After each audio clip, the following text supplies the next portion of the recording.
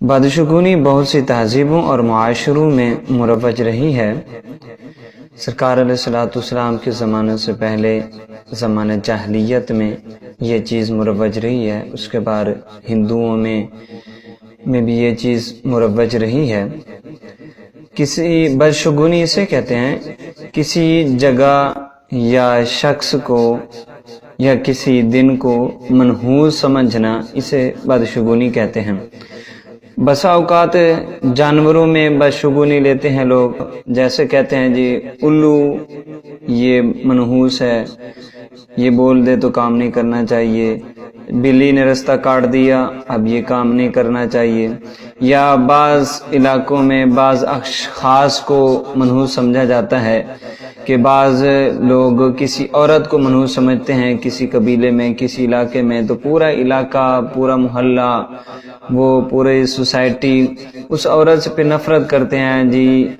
اس نے بول دیا، اس نے یہ کر دیا تو اب یہ کام نہیں کرنا چاہیے، یہ منحوس عورت ہے۔ یہ ساری چیزیں زمانہ جاہلیت کے اندر بھی موجود تھیں، اور یہ ہوتا اس لیے ہے کہ ہم علماء کی صحبت میں نہیں بیٹھتے۔ جو لوگ علماء کی صحبت میں بیٹھتے ہیں وہ ان میں سے اکثر اس چیز کو خاطر میں نہیں لاتے،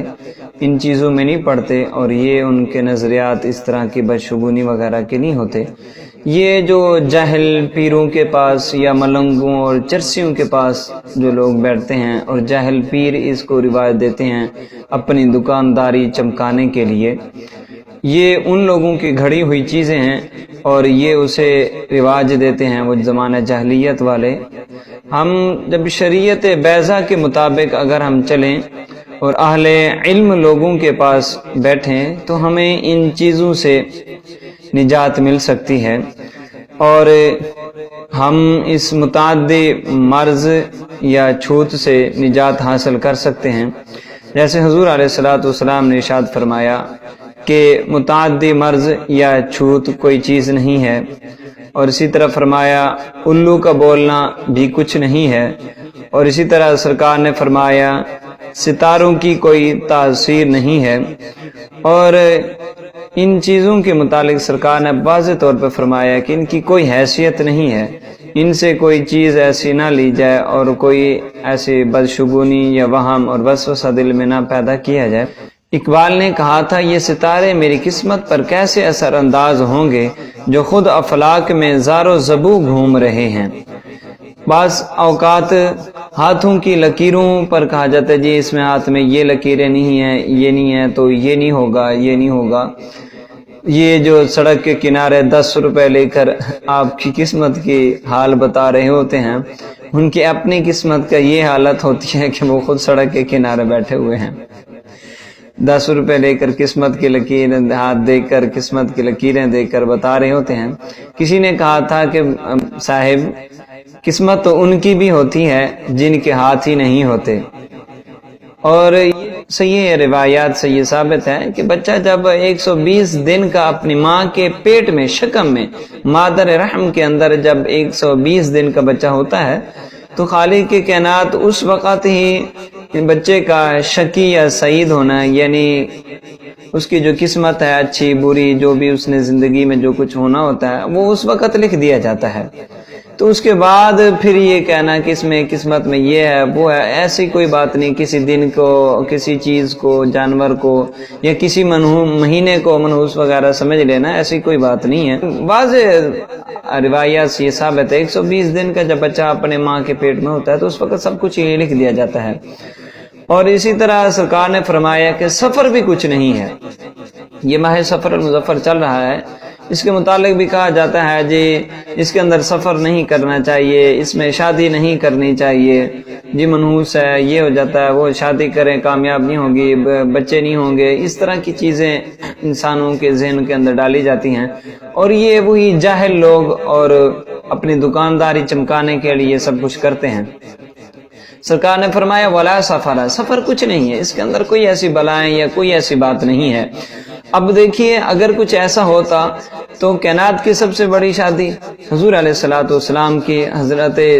ام المؤمنین سیدہ زینب رضی اللہ تعالی عنہا کے ساتھ حضور علیہ الصلوۃ والسلام کا نکاح سفر المظفر میں ہوا۔ سیدہ طیبہ طاہرہ سیدہ فاطمہ زہرا رضی اللہ تعالی عنہا کا نکاح سیدنا مولا علی مشکل کشا رضی اللہ تعالی عنہ کے ساتھ سفر المظفر میں ہوا۔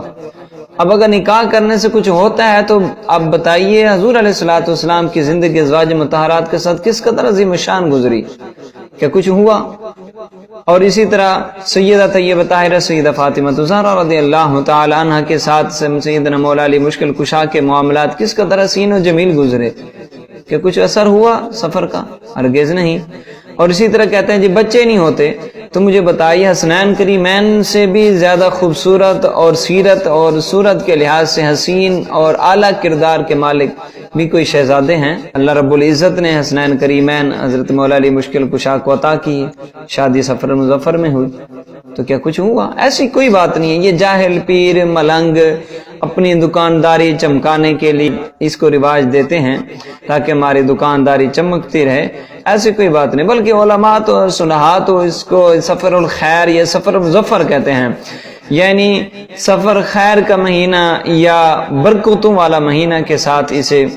منسوب کرتے ہیں۔ سرکار نے فرمایا کہ بدشگونی شرک ہے، توکل کی یعنی منافی ہے۔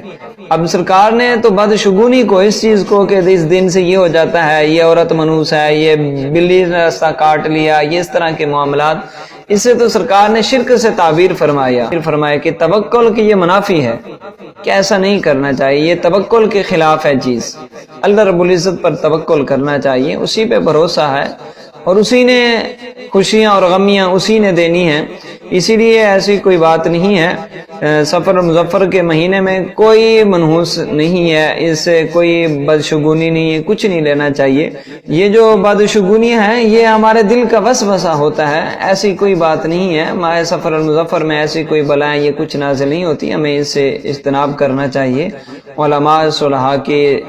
محافل میں اور ان کی صحبت میں بیٹھیں گے تو یہ سارے معاملات اور یہ جو وسوسے ذہن کے ہیں، دل کے اندر وسوسے جو پیدا ہوتے ہیں، یہ سارے ختم ہو جائیں گے۔ اس لیے ہمیں کوشش کرنی چاہیے کہ نیک لوگوں کی صحبت میں بیٹھیں، جاہل پیروں فقیروں ملنگوں چرسیوں سے بچیں، اور جو اعلیٰ صفت اور حقیقی اولیاء اللہ ہیں ان کی صحبت میں بیٹھیں، علماء کرام کی صحبت میں بیٹھیں،